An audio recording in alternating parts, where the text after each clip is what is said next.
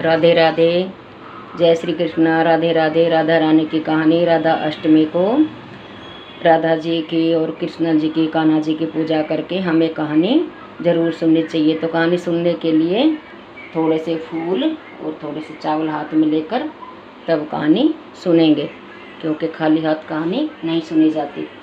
तो ये कहानी इस प्रकार है। बरसाना गांव में वृषभान नाम के एक राजा थे और उनकी पत्नी का नाम था केतकी।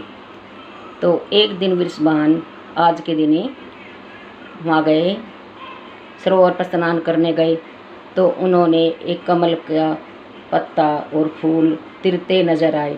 तो उनका खुद ही खुद ऐसा मन होने लगा कि मैं जाकर इस पत्ते को ले आऊँ।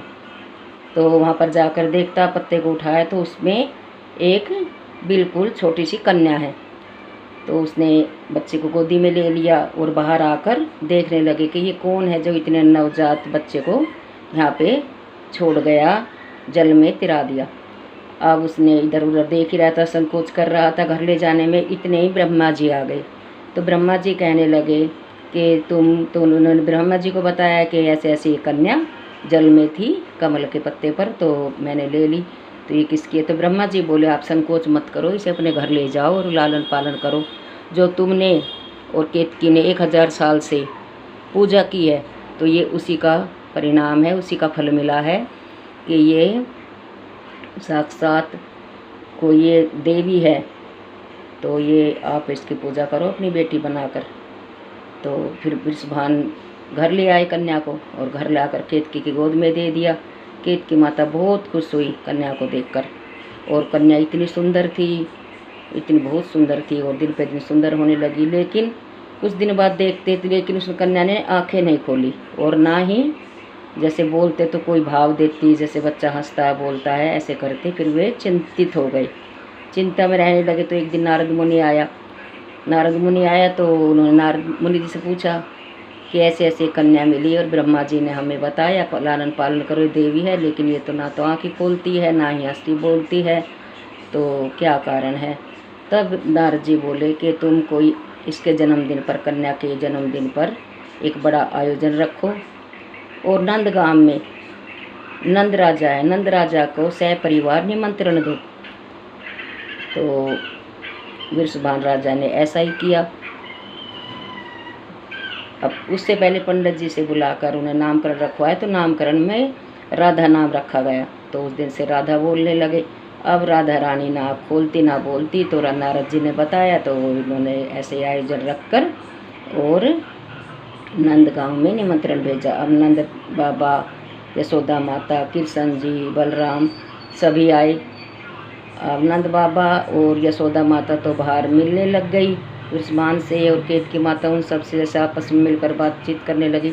और कृष्ण भगवान छोटे से थे, छोटे छोटे पैरों से जाकर, और राधा रानी का सुंदर सा पलना था, राधा रानी उसमें लेटी हुई थी, उसके पास चले गए। तो राधा रानी ने तभी आँख खोल के कृष्ण भगवान को देखा। तो राधा रानी ने सबसे पहले आँख खोलकर कृष्ण भगवान को देखा, क्योंकि वे कृष्ण भगवान के लिए ही आई थी। और तभी और हंसी बोली। तो सभी बहुत प्रसन्न हुए। और बरसाना में तो पहले से ही जन्मदिन पर खूब धूमधाम से तैयारी कर रखी थी, और फिर और भी अच्छी तैयारी की, खूब धूमधाम से मनाया। तो उसी दिन से राधा अष्टमी का जन्म से ही ये त्यौहार मनने लग गया। और राधा रानी तो कृष्ण भगवान की है, तो ये देवी थी, तो इसीलिए इसको त्यौहार के रूप में मनाते हैं। तो जो राधा रानी को प्रसन्न करेगा वही कृष्ण भगवान को जल्दी प्रसन्न कर लेता है। तो कृष्ण भगवान की उसी पर कृपा होती है। तो ऐसे ही हमें, जैसे अब वृंदावन में राधे राधे बोलते हैं, तो राधे का नाम कृष्ण जी से पहले लिया जाता है, तो कृष्ण भगवान खुश होते हैं। तो ये थी राधा रानी की कहानी। तो जय श्री राधे राधे, जय श्री कृष्णा। कहानी सुनने के बाद हमें फूल राधा रानी के चरणों में, कृष्ण भगवान के चरणों में छोड़ देने हैं, और इसके बाद आरती करनी है। और कृष्ण भगवान के साथ साथ राधा रानी की कहानी के साथ हमें गणेश जी की भी कहानी कहनी चाहिए, क्योंकि अकेली कहानी नहीं कहते।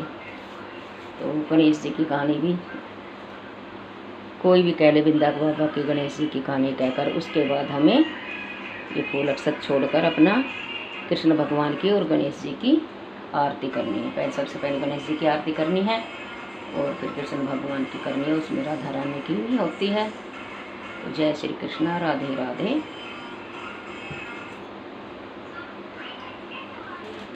हे राधा रानी सब पर अपनी कृपा बरसाए रखना।